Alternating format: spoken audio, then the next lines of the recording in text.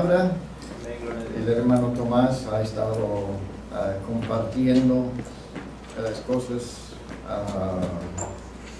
del libro de 1 Tesalonicenses y lecciones valiosas, pero me dio gusto estar escuchando comentarios de personas, ¿no?, de lo que iban a aplicar en sus vidas o querían trabajar en esas áreas. Y una de las áreas que estaba sintiendo la necesidad de enfatizar, porque parece que cuando voy un poco bien en alguna área, ¿no?, o dos, y que en otro lado estoy faltando. Claro que no podemos hacer todas las cosas iguales a todo el tiempo, pero cuando menos de no olvidarnos de un área importante y dejar pasar demasiado tiempo, ¿no?, cuando estamos ocupados en otras áreas, y lo que mencioné, ¿no?, era el ejemplo ahí de que en la iglesia en Tesalónica se estaban siguiendo el ejemplo, algo del apóstol Pablo, por una cosa, ¿no? Como él andaba llevando el evangelio a todas partes, y esa iglesia captó la visión de alcanzar otros para Cristo, entonces sirvieron de un ejemplo, de una iglesia joven, pero que estaban trabajando de manera que su fe se estaba mencionado en diferentes partes del Imperio Romano, porque su influencia estaba extendiendo. Y es fácil para mí de aflojar el paso, ¿no?, en este asunto del evangelismo. Yo siempre he dicho, no soy evangelista, pero todos somos testigos y necesitamos compartir nuestra fe con otras personas. Y a veces podemos olvidar la responsabilidad de la familia, y es un área donde pues a veces como que parece que no es fácil tener suficiente contacto con miembros de la familia. Cuando menos los puedo acordar en oración. He tenido la bendición de escuchar unas cosas que me agradaba escuchar en cuanto a la familia extendida, no solamente los de nuestra familia nuclear, pero también de la familia extendida. Y a veces he tenido el gozo, ¿no?, de saber de unos sobrinos o sobrinas, no solamente los míos, pero también de la familia de Lula, y cómo Dios ha obrado en sus vidas cuando anteriormente pues no andaban con el Señor. Hay otros que les falta, ¿no? Y también como de la familia, pues anoche tuvimos dos miembros que no son realmente familia de sangre, pero un joven y su hermana, que son por, como que se puede decir, los, bueno, hace a veces decíamos, ¿no?, a los parientes políticos, porque no siendo de sangre, pero son bien parte de la familia, ¿no? Pues por casamiento, ¿no? Y ya llevo tiempo orando por ellos. Tuvieron conocimiento del Evangelio. Cenaron con nosotros anoche. Tuvimos un buen tiempo de visitar. La juventud es muy activa, son activas, pero se han dejado llevar por otras ideas.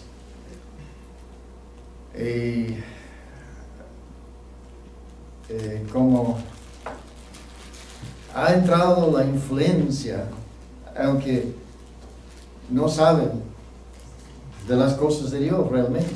Saben, pero no saben.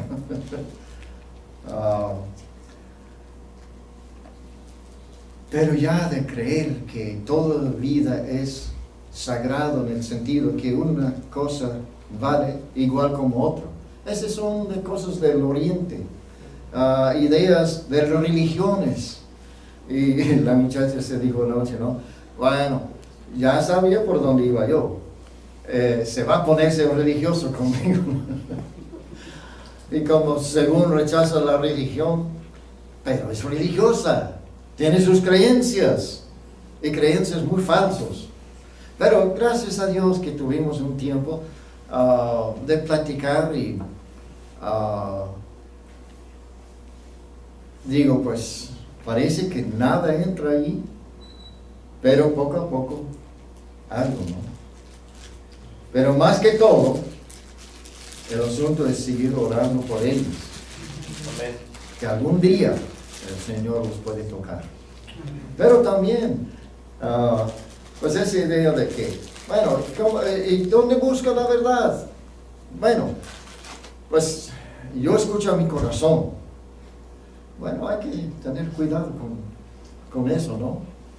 Porque según Jeremías, el corazón es muy malo y muy engañoso. Entonces tenemos que tener cuidado, porque si nuestro criterio es lo que más vale, pues, ¿qué tal el criterio de otra persona? Todos están con ese mismo modo de pensar. Bueno, tú tienes tu verdad que es bien para ti, yo tengo mi propia verdad. Y lo que llega haciendo uno es que, ¿quién es su Dios? Llega uno a ser que uno mismo.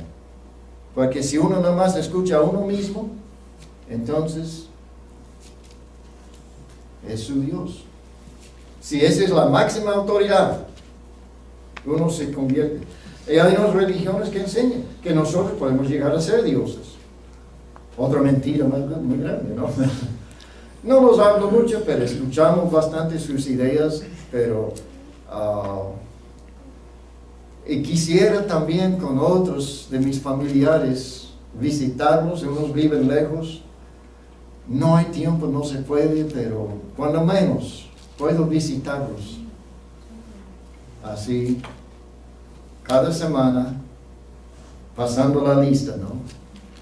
Y es una bendición cuando se escucha que algo está haciendo en sus vidas nuestro Dios. Bueno, hemos estado hablando, comenzamos con eso de bautismo. Entonces primero el bautismo del Espíritu Santo, después empezamos a hablar de la plenitud del Espíritu Santo. No hemos tocado mucho ese punto y para ahí vamos, pero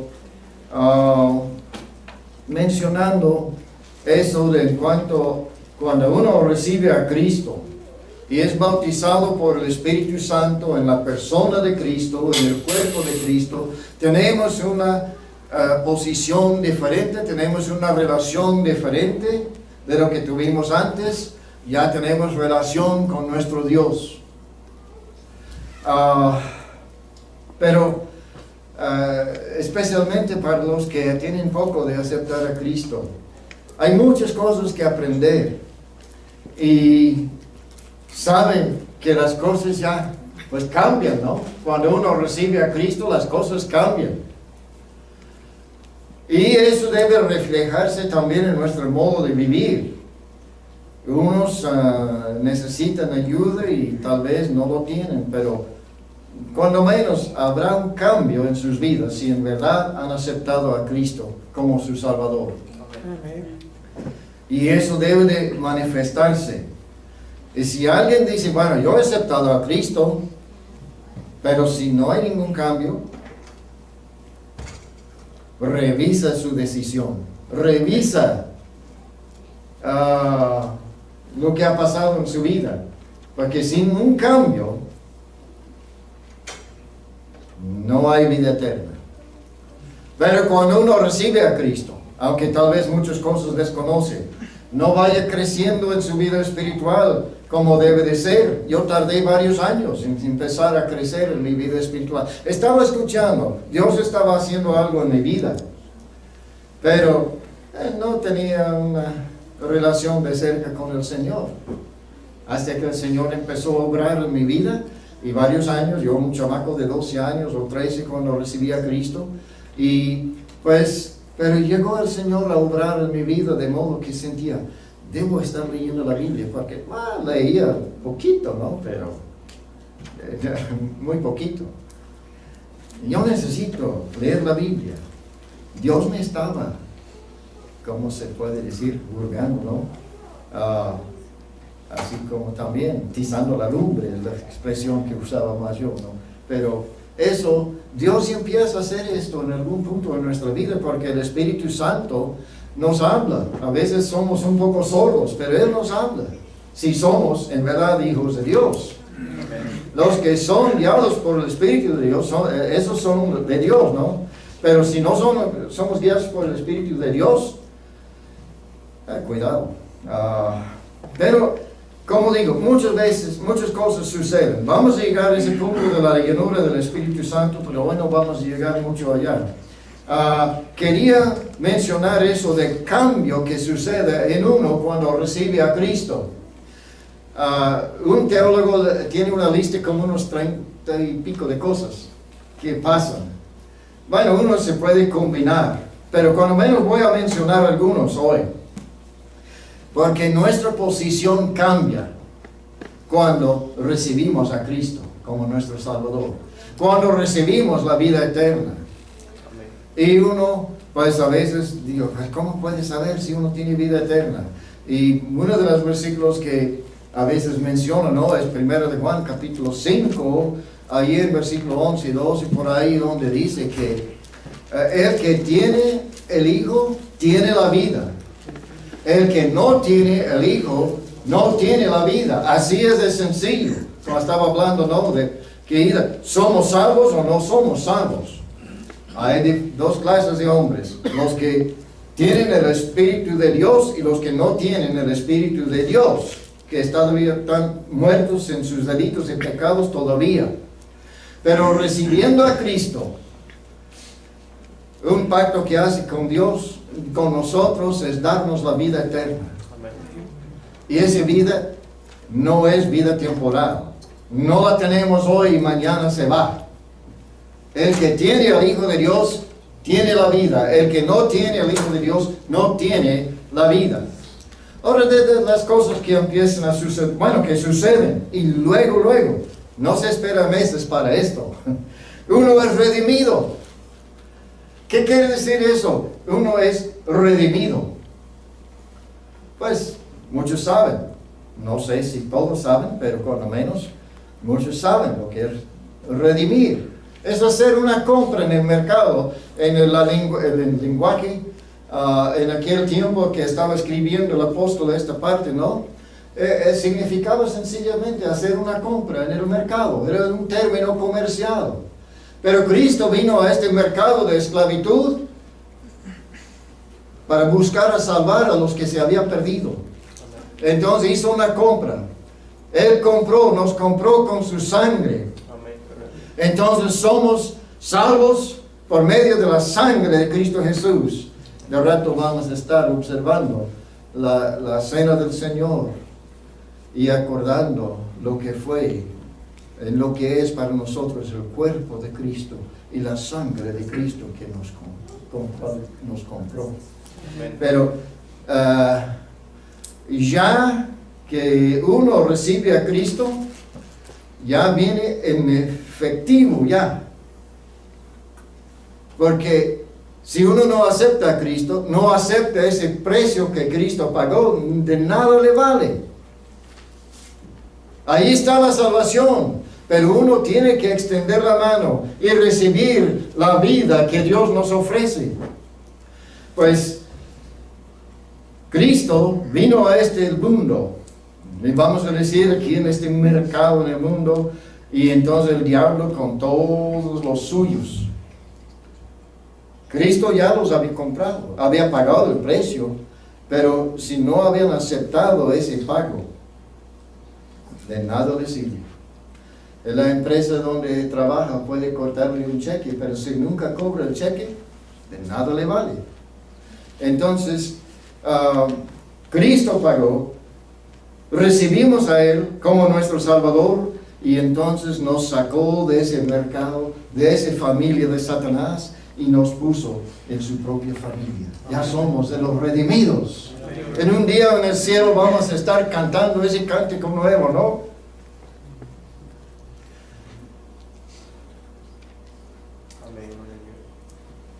Un canto glorioso. Y ahí se dice, Apocalipsis, capítulo 5, versículo 9. Canto de los redimidos. Con tu sangre nos redimió.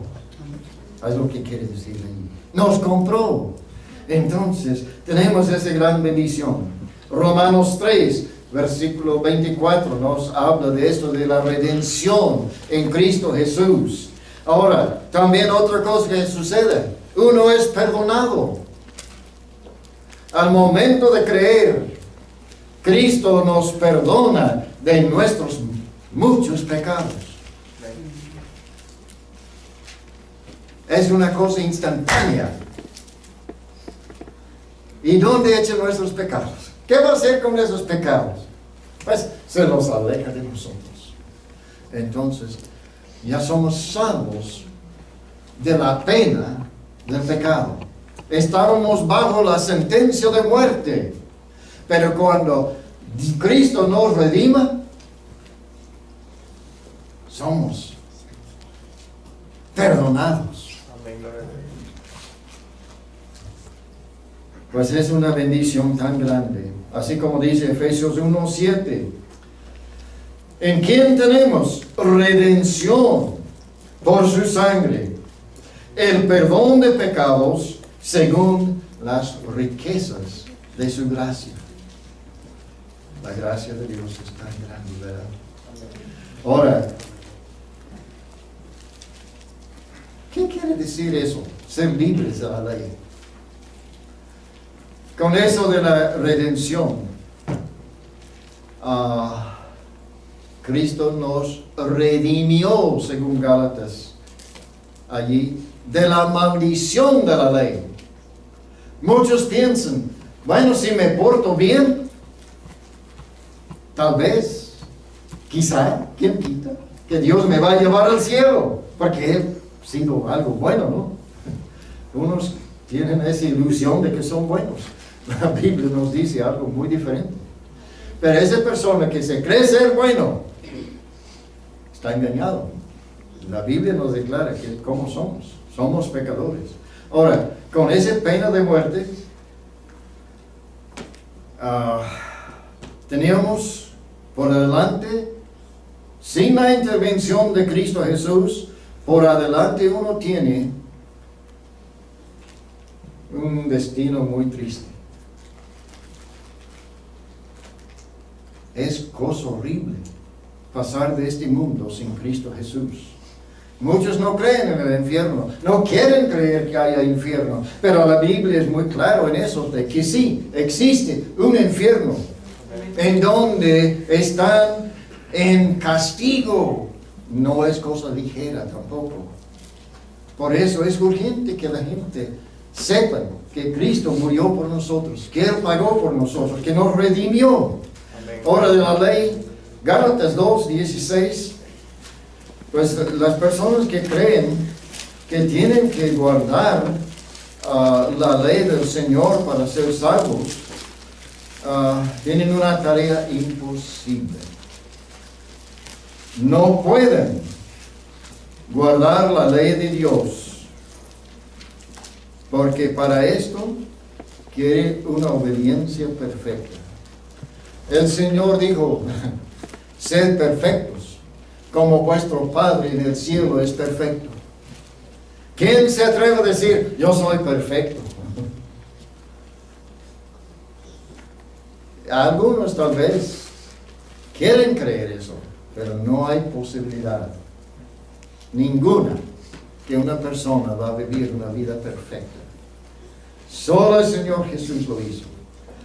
Por un tiempo Adán lo hizo, pero cayó. El único que ha guardado la vida aquí en perfección es el Señor Jesús. Él vino y cumplió con esa ley que no podemos nosotros cumplir.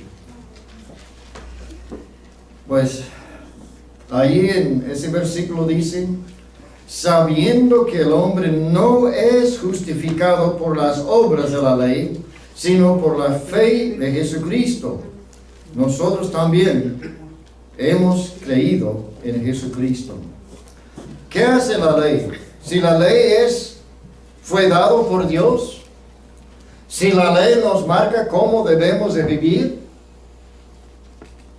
¿cómo se puede decir que vamos a ser librados de la ley?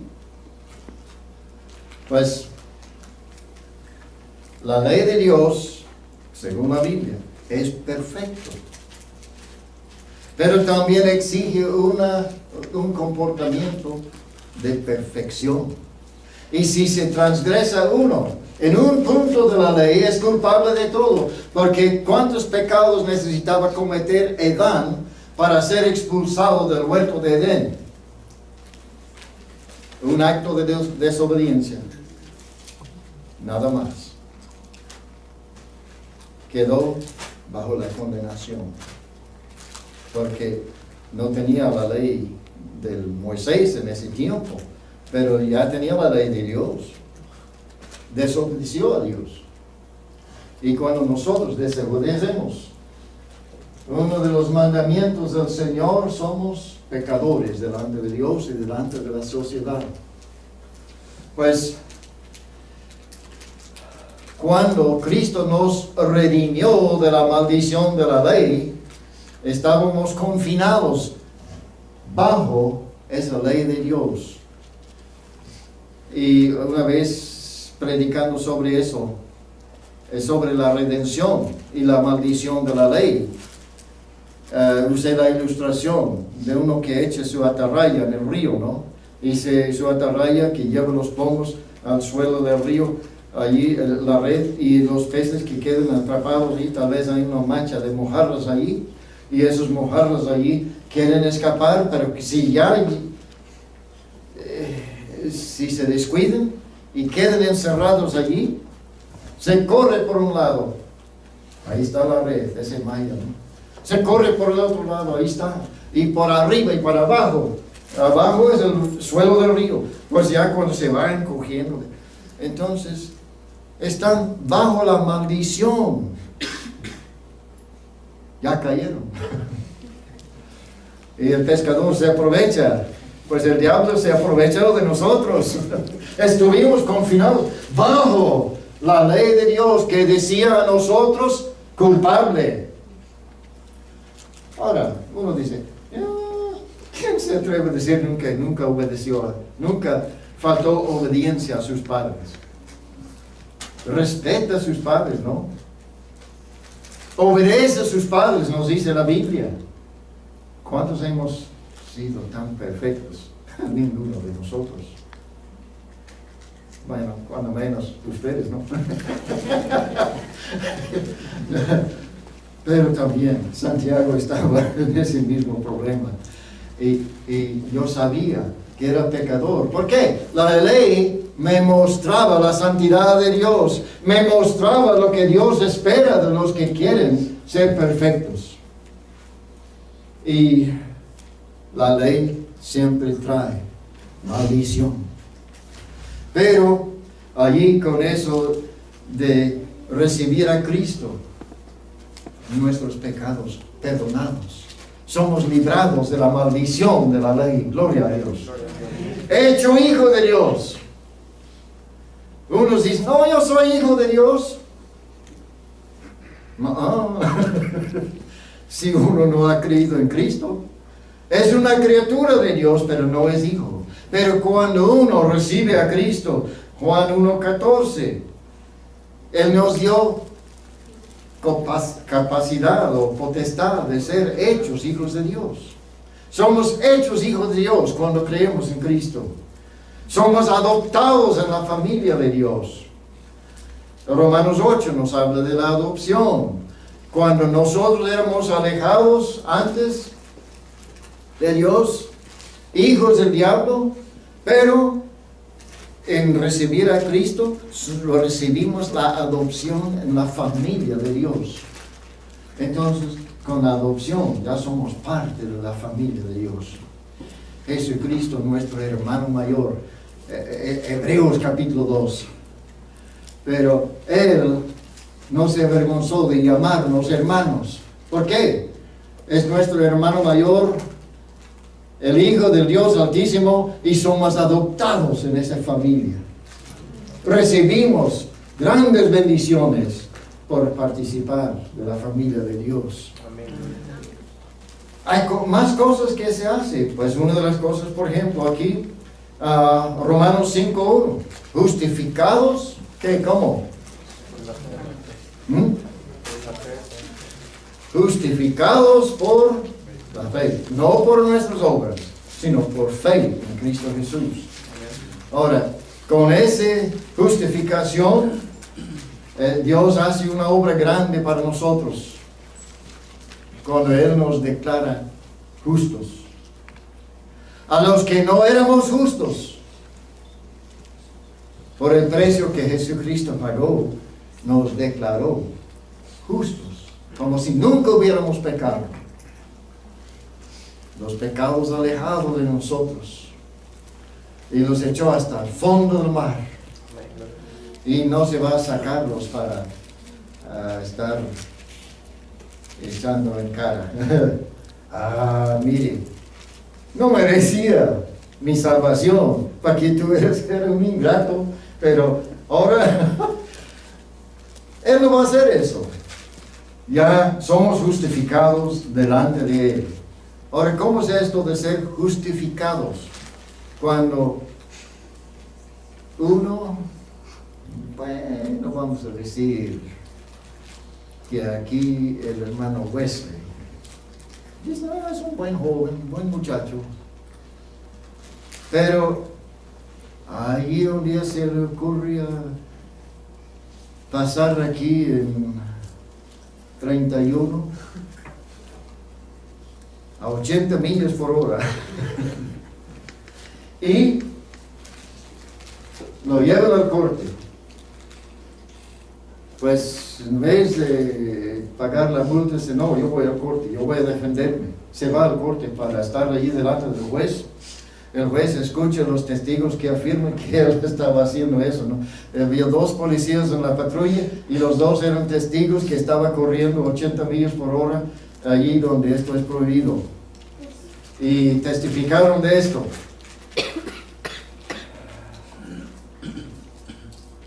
Bueno, entonces claro que se ha declarado culpable, ¿no? Pero en otro caso, pues alguien contó a la policía que estaba haciendo esto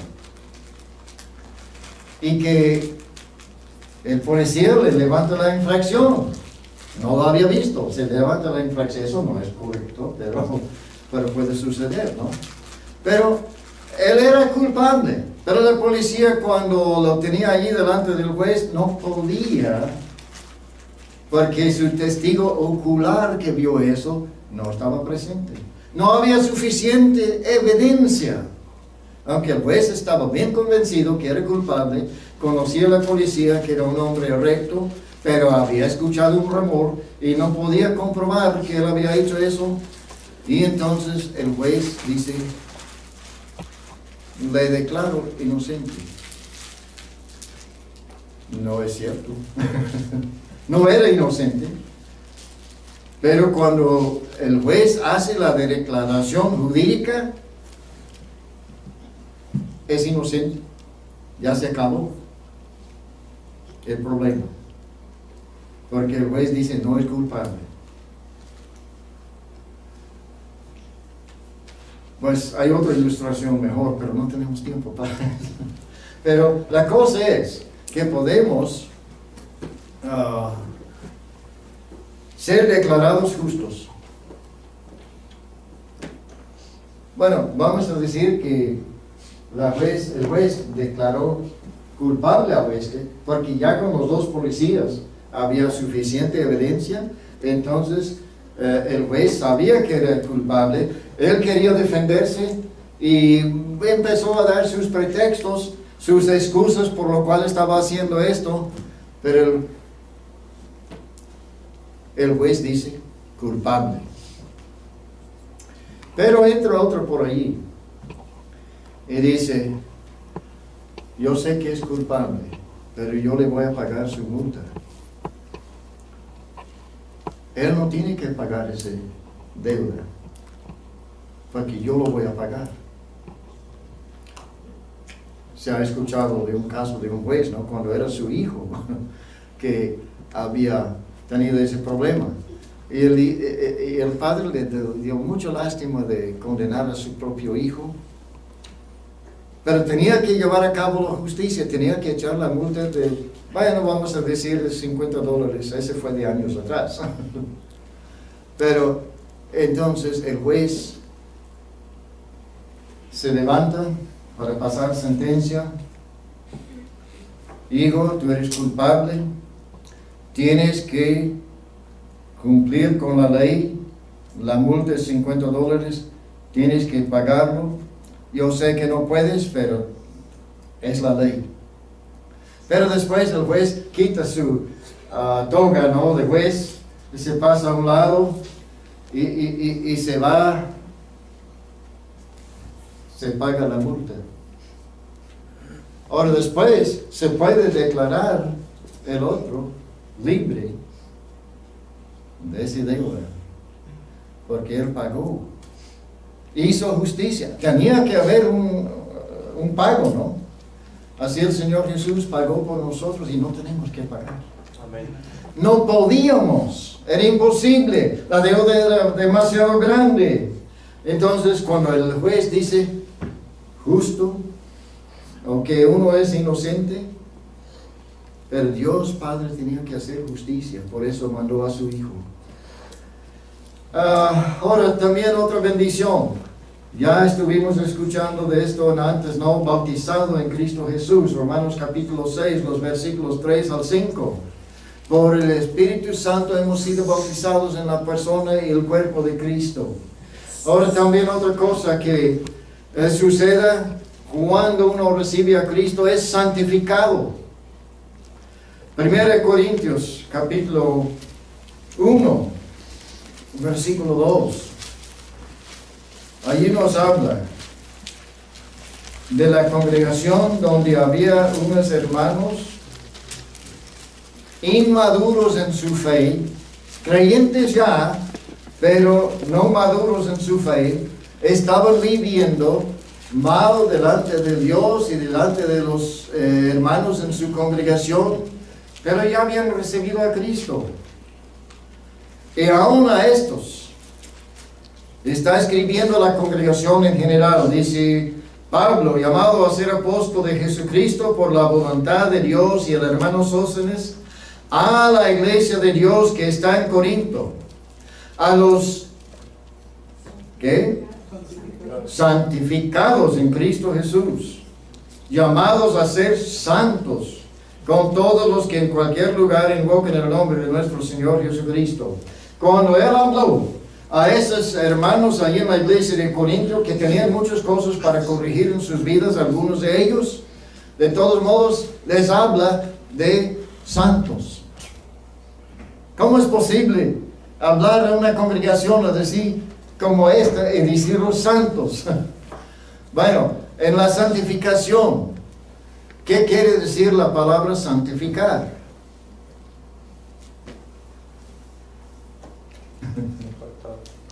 ¿Ah? Apartado. Entonces, estos ya que habían creído eran apartados para el servicio de Dios. Es el destino que Dios tiene para sus hijos, de servirle, de adorarle, de reconocer quién es. Entonces, ya no de servir al diablo, sino servir a Dios. Entonces, apartados para el servicio de Dios. Dios nos aparta. No está esperando que nuestra conducta sea perfecta para apartarnos y decir, estos ya son santos. Nos dice, nos pone en la categoría de santos, apartados, redimidos, justificados, adoptados en la familia de Dios, libres de la ley. Todas esas bendiciones que recibe uno cuando recibe a Cristo, las tenemos ya. Amén. Pero esto de ser santos, ahora, no solamente los llamó santos, pero también dijo, son llamados a ser santos en su conducta. Ya somos posicionalmente santos, porque pertenecemos a la familia de Dios. No es cuestión de obras nuestras, es una declaración de Dios a base de nuestra fe en Cristo Jesús. Entonces, a estos hombres, a estas personas en esa congregación, los habló como de santos. Pertenecen a Dios, somos apartados. Ya no pertenecen al diablo. Como los utensilios en el tabernáculo. Tengo que callarme ya porque tenemos la Santa Cena. Pero en nuestra posición que recibe uno en Cristo Jesús, ya debe haber también no solamente la santificación posicional que Dios nos declara ser santos, debemos estar también experimentando esos cambios en nuestras vidas, ir apartándonos del mal, en la práctica, ir apartándose del mal, para que el mundo pueda un día llegar a reconocernos también como santificados, santos. Dios quiere que su gente sea santa, una gente santa. Y esa es una de las bendiciones que tenemos, ser apartados para el servicio de Dios. Efesios 4:30, sellados por el Espíritu Santo. Y hay otro punto que quería desarrollar, pero más adelante, y un día vamos a llegar, porque es el asunto de la plenitud del Espíritu Santo. ¿Por qué estoy tratando para eso? Necesito que Dios haga más en mi vida también para poder comunicar eso. Necesito crecer más, pero va a llegar el día cuando hay que hablar. Pero damos gracias a Dios que tenemos estas bendiciones. Y debido a la gracia de Dios, puedo afirmar, soy un santo. A veces, y es cierto esa expresión también, soy pecador, salvo por la gracia. Pero necesitamos a veces, en vez de decir yo soy un pecador, y que es cierto, que sí somos, pero cuando se dice esto mucho, y casi no dice yo soy un santo, entonces influye. Bueno, mi trabajo es pecar, porque soy pecador. Pero si mi trabajo es ser santo, necesito acordar eso. Yo soy santo, porque Dios me ha dado esa categoría. Tengo la responsabilidad de vivir de acuerdo con lo que soy. Bueno, Señor, te damos gracias por su palabra. Ayúdanos a entenderla mejor. Ayúdanos a aplicarla a nuestras vidas. Ayúdanos, Señor, a ser santos. No solamente en nuestra posición, pero en nuestra conducta también. Que el mundo vea que hay una diferencia en nosotros. Te pedimos esto en el nombre de Cristo Jesús. Amén.